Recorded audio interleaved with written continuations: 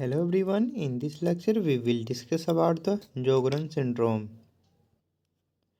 Sjogren syndrome is an autoimmune disease causing progressive destruction of salivary and lacrimal glands, leading to keratoconjunctivitis, Zika, that is called the dry eyes, and xerostomia, also known as dry mouth.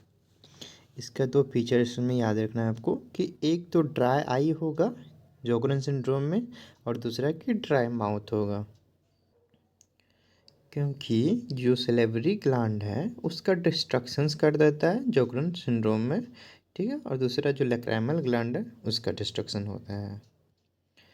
Types, primary types होती है और secondary type होती है। तो primary types में severe dry mouth, severe dry eyes and widespread dysfunctions of exocrine glands. Incidence of developing lymphomas is high and there is no association of connective tissue disorders. And secondary Sjogren syndrome, इसमें feature से होगा dry mouth, dry eyes and with associations of connective tissue disorder like the primary biliary cirrhosis near 100% and SLE 30%, rheumatoid arthritis. ज़्यादातर book में rheumatoid arthritis देते हैं। अगर dry eye, dry mouth के साथ रूमेटॉइड अर्थराइटिस हुआ है तो उसको सेकेंडरी जोगरन सिंड्रोम में रखते हैं। फीमेल टू मेल रेशियो 10:1 है और कुछ बुक में 9:1 दिया है। Clinical feature of Sjogren syndrome, it is common in middle-aged female who present with dry eye and dry mouth, enlarged parotids and enlarged lacrimal glands.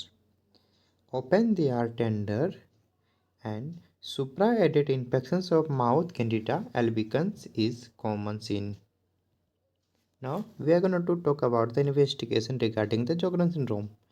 Autoantibody estimations, because rheumatoid factors जो rheumatoid arthritis की वजह से हो रहा है तो उसका check करने के लिए then anti nuclear factors, salivary duct antibody and sialography करवा सकते हैं।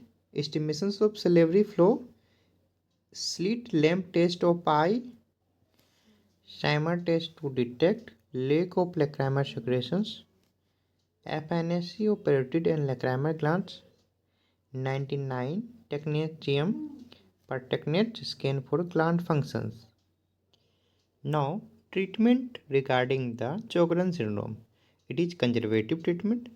First, artificial tears provide.